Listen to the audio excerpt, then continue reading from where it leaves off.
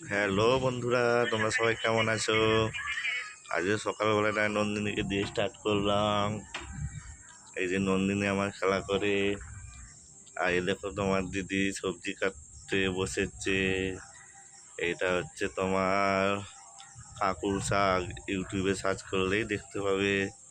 খুব ভালো লাগে খেতে। আর বন্ধুরা, এই দেখো আমাদের গাছের আম, কত বড় বড় আম হয়েছে দেখেছো? খুব মিষ্টি খেতে। এই যে বন্ধু তোমার দিদি পটল কেটেছে দেখো।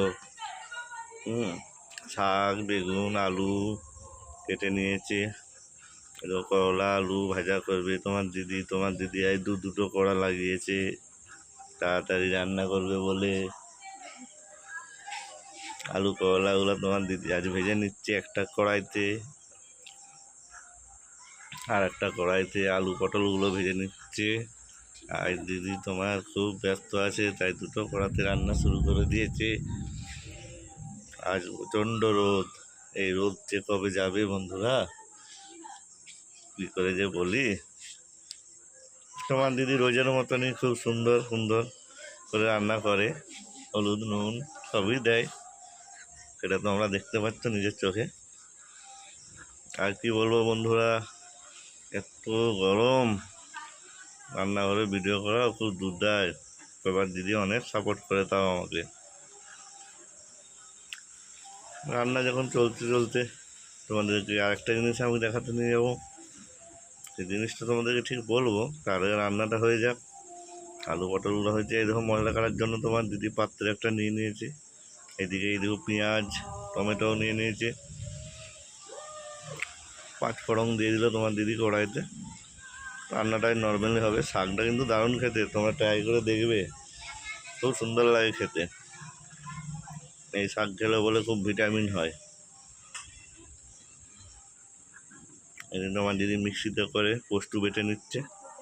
পোস্ত দিয়ে শাক দিয়ে আলু দিয়ে রান্না করে রান্নাটা হবে জবরদস্ত। খাওয়ার পরে তোমাদেরকে বলবো আমি, কমেন্ট করে জানিও।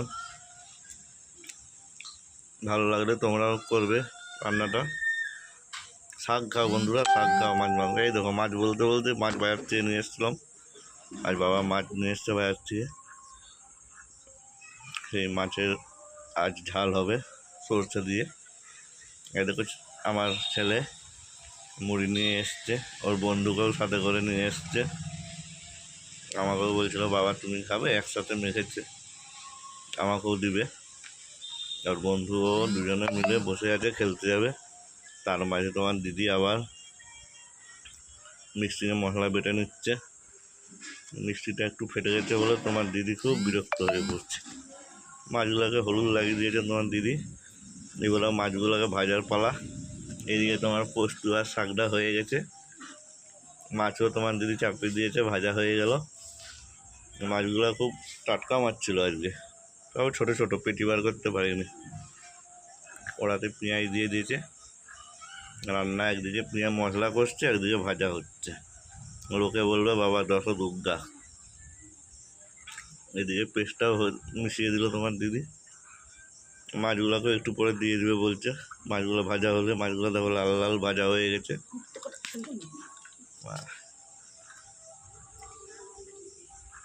মাছগুলো ভাজা হতে হতে তোমাদেরকে আবার একটা জিনিস দেখাবো ভাবছি, দেখাতে আর পারছি না।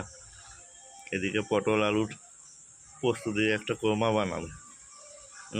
খেতে তো খুবই ভালো, তোমরাও ট্রাই করবে।